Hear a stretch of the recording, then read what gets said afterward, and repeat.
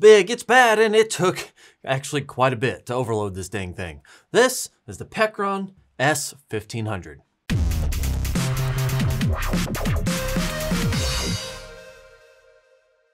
What's up YouTube, Jason here with Byte My Bits, and in today's video I am reviewing another Pecron battery. They sent this over for review, so of course this is provided by them, but that in no way alters this review. I for some reason have some personal obsession with battery power, UPSs, and now lithium ion backup battery solar solutions that I just love having. I don't know why. In the past, Pecron has sent over this. This is a 1,000 watt with a 1,000 watt hour capacity. This thing slapped the Jackery 1000 around. It was able to handle more, do more without shutting off, but I was still able to overload it with relative ease. I mean, it's easy to find stuff in your house that's over 1,000 watts that's going to overload a 1,000 watt capable battery. But in comparison to the Jackery 1000, this thing still lasted longer and put out more power. And yes, I also have the Jackery 1000. Now in the review video, I did mention how this felt, you know, kind of under-designed. It just felt a lot more rugged, just,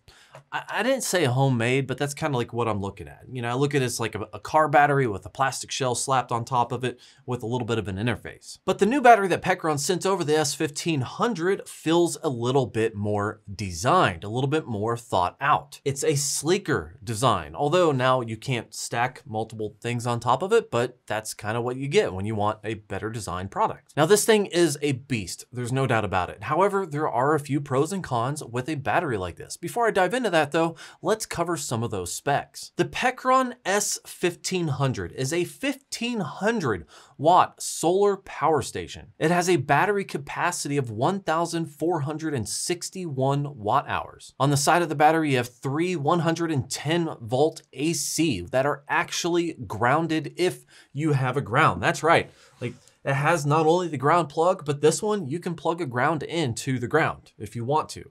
So it's literally grounded if you want to. That's something that none of my other batteries have. You can plug in a 3-prong plug, but it's not actually grounded. This one, totally do that. It also has a DC 12 volt, 10 amp regulated port and 4 quick charging 3.0 USB ports. It offers pure sine wave technology and can handle up to 2,000 charge cycles. With all these features and this capacity, this battery comes in at 25 pounds. That's right, it's basically a car battery with a handle, just like some of the other ones, but a little bit heavier. Now included with the box, you do get yourself a little accessory case. It allows you to carry around the accessories that they send you, which include a car charger, a user manual, the big and beefy PSU. This is a charger that puts out 29.4 volts at 15 amps. And this thing can actually charge the Pecron S1500 in about 3.5 hours. With an average charge load of 380 watts, peaking at 425 watts, this is your best solution to charge this thing as fast as humanly possible. 3.5 hours is freaking amazing, especially compared to things like the Jackery, which is 7 to 8 hours from the wall. Now you also get a DC adapter. Now, at first I was kind of thinking, okay, this is kind of a con. It doesn't have a regular car plug-in on the side or included. Instead, you have an adapter that you have to plug in to this port, and then you have your car charger. But with this, you also do get some DC output. So this is a 4-in-1 output. And I guess that's kind of cool. I kind of sort of understand this move because it's like the iPhone. They removed the 2.5 inch headphone jack because it took up a lot of internal space. And this, with all the wiring and everything behind it, building it into the battery when you're trying to get the maximum capacity out of the battery, this takes up a lot of internal space and can throw in some design issues. So I kind of sort of understand why they went this route. However, that does mean you will need to carry this on you in your nice little fancy pouch if you want to be able to plug in car adaptable accessories. And of course, you get your regular PSU cable that plugs into the back of this ginormous power supply. As far as charging goes, it does have the standard 4-prong charging unit, which is nice, but if you noticed or not, the accessory package does not come with any kind of a solar adapter that allows you to plug in your solar panels. This actually came with the other Pecron, the Pecron 1000, and it allowed me to plug in my solar panels, plug it directly into this, and charge it. I have no idea why they didn't include this accessory, but I'm marking that down as a con, because if you want a solar power station, but you don't have adapters to plug it in, then unless you're buying literally their own ecosystem or their own recommended solar panels, like this is kind of universal, these little plugins, I forgot what they're called, but these are universal. So came with the other Pecron, it did not come with this one. So thankfully I had it. I was able to plug in solar panels and confirm solar charging works, but it would have been nice if this was included in the accessory package. But that's okay, because the solar panels that I have, which I have a couple Blue Yeti and rock panels, both of them have a little pouch that you can store your excess of cables and adapters and things like that. So this is just gonna get thrown in there. So anytime I wanna use a solar charger, I automatically have the connections for it. Still, Pecron, I feel like for the price of this battery, should probably include that. Now you can charge this battery in multiple ways, including with the carport. Now, it's not gonna be very fast. It's probably gonna take at least 15 hours to charge this off of your car battery. And I would not recommend shutting your car off while you're doing that, or you will drain your car battery. However, if you are on a road trip and you need to recharge it, that is a convenience. Also, you could hook this up to solar panels with a maximum input of 29 volts at 10 amps. On the website, it pretty much says 12 hours minimum in order to charge this from 0 to 100%. I personally have charged it a little bit with the different solar panels that I have, but I kind of have a mixed bag of solar panels, none of which came from Pecron. So I don't want to judge the charging time based off of my, mix items of different solar panels that all, have their own efficiency ratings. But from the wall though, that is where this thing is the most impressive, because I drained it 4 different times, charged it up from 0 to 100%, and it's like 3.5 hours. It's kind of crazy to get that much power into this, still be okay in 3.5 hours. Like, it's kind of mind-blowing. Which leads me to my next negative point when it comes to this battery, and that is going to be cooling. Personally, I feel like this thing needs better active cooling. It does have a fan on the side, it does run automatically and regulate itself when you're running the AC inverter, and it is something that keeps the batteries safe, which, lithium ion, you don't want that exploding on you, totally good. However, when I was discharging just to charge this thing and really putting it to work, we're talking a space heater drawing 1300 watts until it's completely dead, the battery's heated up, and the outside of the battery would get to about 120 degrees Fahrenheit. And because the internals were kind of warmed up, I had to cool it down or just wait for it to cool down before I could charge it up, which is, again, good. That means it's not going to overload the lithium-ion batteries, which would ultimately degrade those batteries faster. So it's a good, solution to a battery problem. However, I just kind of wish maybe the fan was bigger, and just a little bit more aggressive and cooled it down just a little bit faster, because it took about an hour. In my final test, I pointed my security camera at it, and I really wanted to go to bed and get the charging started. I actually put a little fan next to it, trying to make it go faster, but it didn't really seem to make a difference. So let's talk about the tests that I ran trying to overload this thing and getting it to shut off. Now the Pecron 1000, the Jackery 1000, both of those I was able to find a limit pretty easily. Anything over like 1,000 to 1,300 watts would get them to overload really quickly. So just out of curiosity, I started off with my refrigerator, and this is kind of a unique thing that I recently just kind of thought about and discovered. I'm like, wow, that's a brilliant idea. If for whatever reason the electricity goes down for an extended period of time, I can plug my refrigerator into this, and as long as I don't use that fridge, open it up and close it and basically force it to make itself colder again, this thing can probably run my fridge for 8 to 12 hours, which means it'll give me overnight, that'll allow me to keep things from going bad.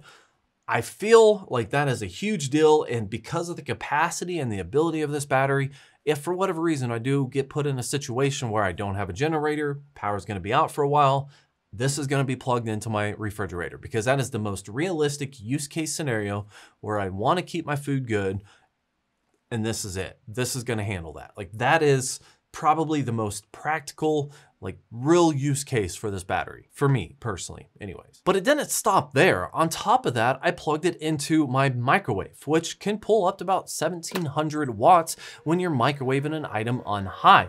I honestly did not think that this was going to be able to pull that off, but it did. It drew almost 1700 watts and was able to microwave. I only did a minute because it was a bowl of water, but it never skipped a beat. It was kind of cool. So if the power's out and I need to microwave some food, I have a feeling this is going to solve that problem as well. So from here, wanting to step up the game a little bit, I went into my garage. The first thing I did was plug in my lights. I was kind of curious how my LED lights, how many watts they drew. So I plugged it into the overhead lights because there's so many of them. There's like 9 very large LED strips on the top of my garage that are super bright. And lo and behold, this thing handled it without a problem. Yes, booting up the initial amp draw on a lot of devices, a little slow to kind of initiate. The batteries can handle it. It just takes a little bit to kind of get it going. But once it's up and running, boom, good to go. I have hours of light that I could draw from this, and it's kind of cool. Not that I would ever use it for those because it's kind of overkill, but hey, that's a thing. So test completed. So then I go another step further, and that is the bench grinder that I had, which is more amperage than it is watts, especially once you kind of get it spinning. But basically it's drawing 900 watts at 10 amps. It does start a little bit slow, but I'm able to plug this into the bench grinder and run it without any kind of hiccups whatsoever. And since I was near my bench grinder, that happens to be right next to my 120 volt air compressor. It's a big air compressor. It draws a lot of power, dims the lights. It has a lot of amperage requirements. And I actually killed my kilowatt meter thing, blew a fuse on it, just plugging it into the compressor. So I had to fix that with some wire and some soldering. But hey, I plugged that into the air compressor. And even though when it first started up, it had a little bit of a, slow amperage startage, it still ran it.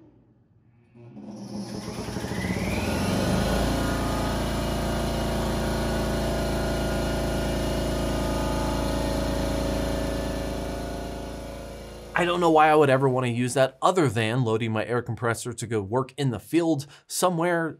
Maybe I don't see that happening, but it is a possibility. It is something that this actually could run. A 110, 120 volt air compressor kind of blew my mind a little bit. That air compressor, when it goes off, if I'm running certain other things, has popped circuit breakers in my house. That thing just draws a lot of power. To give you an idea, Jackery 1000, it just can't do that. I mean, there's no way it can handle my air compressor. That thing draws 12 amps at 1300 watts. So let's step it up just a little bit more, and the DeWalt miter saw that I have, 13 amp draw, 1300 watts. I'm able to register all this, thankfully, by fixing my little kilowatt meter that I have. That's kind of where I found the maximum on this. Kind of. Where the other batteries couldn't even pretend to power that miter saw on, this thing could. Although it spun really slowly for literally 25 seconds before the first stage of the motor kicked out and the second stage came in and it started spinning at full speed.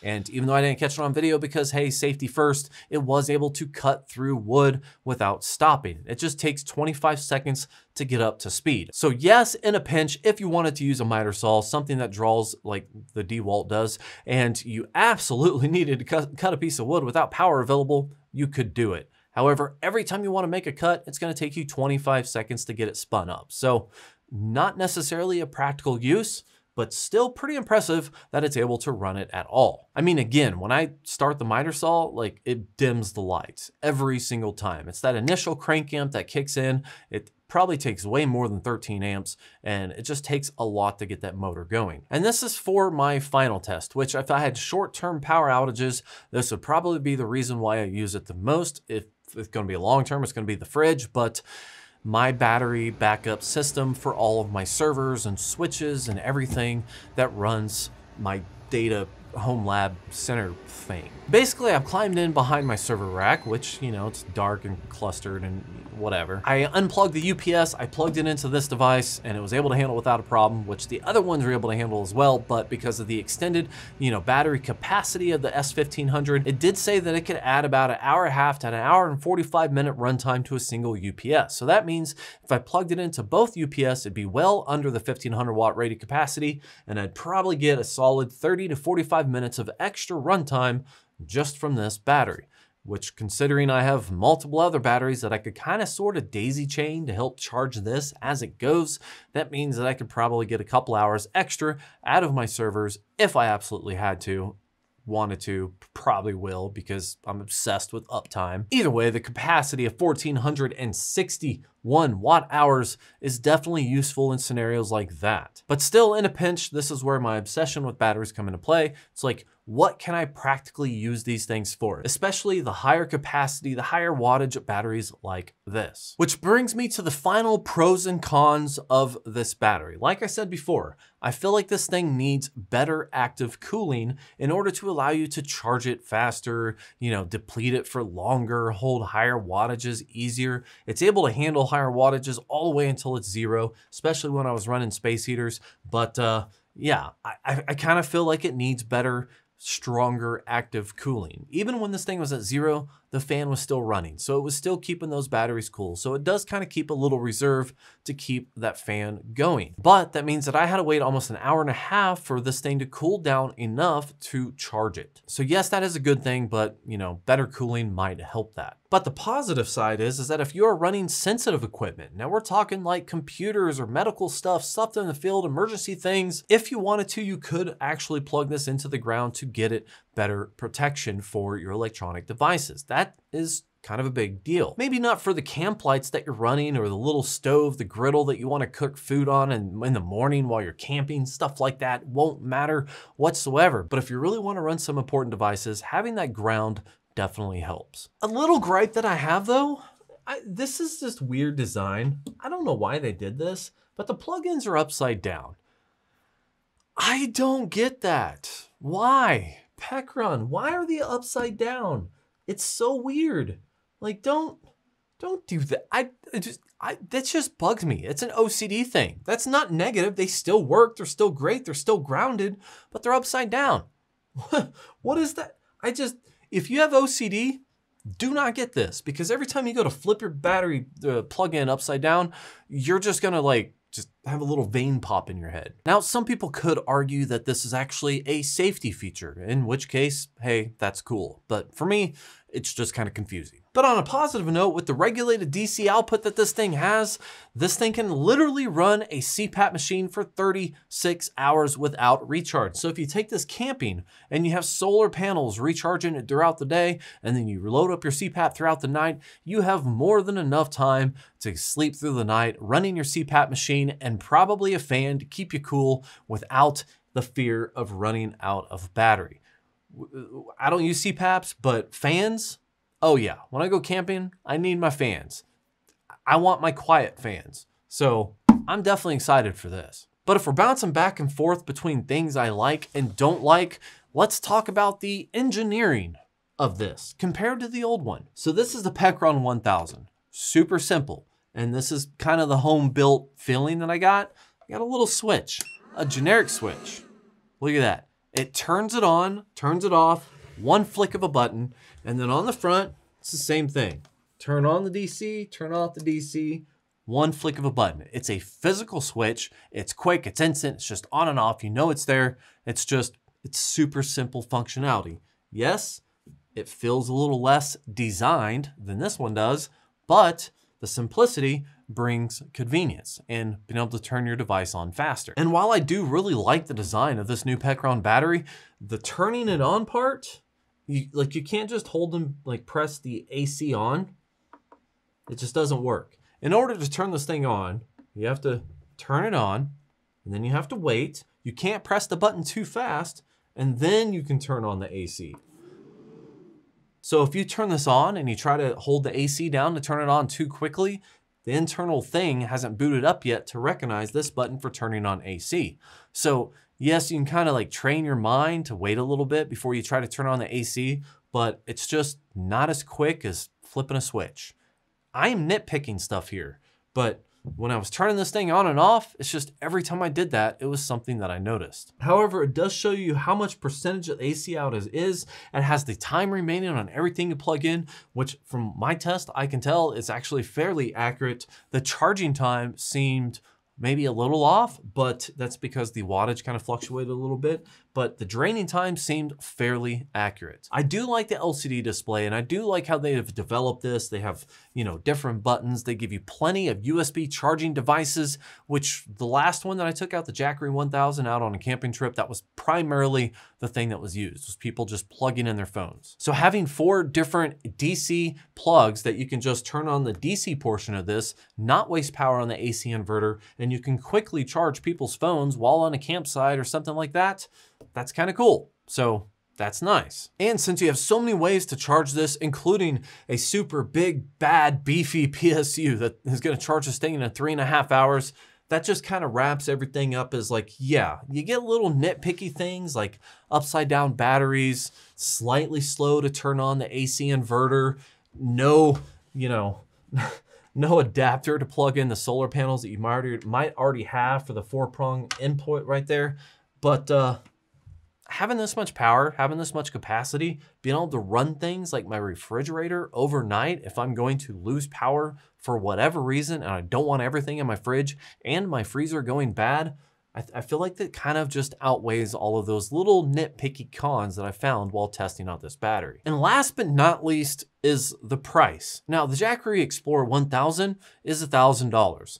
This thing, at the time of recording this video, is about $1,300. Editing Jason here, just to let you know that the cost of this unit is significantly discounted if you use the link in my description down below. So you're gonna pay more, but it's 50% more of a battery than the Jackery 1000. It can handle a heck of a lot more. In fact, I think the peak power on this is 3,000 watts. However, I was not able to hit that. I noticed that about 1,800 to 1,900 watts, it turned off. In order to overload this, I had to turn on 2 space heaters. I mean, we're talking on high setting, drawing almost 1,500 watts each, and it made it up to about 1,800 to 2,000 watts before it just shut off. And out of all of my tests, a high-powered air compressor, a miter saw, everything that I plugged into this thing, it took 2 1,500 watt space heaters to actually make this thing overload. So I tried to break the thing.